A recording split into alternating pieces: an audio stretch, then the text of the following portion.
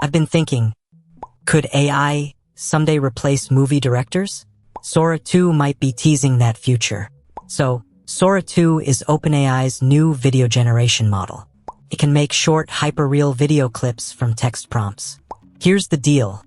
A director's job is vision, emotion, pacing, deciding what stays out. That's deeply human. But Sora 2 is getting better at world consistency, physics, movement, camera angles.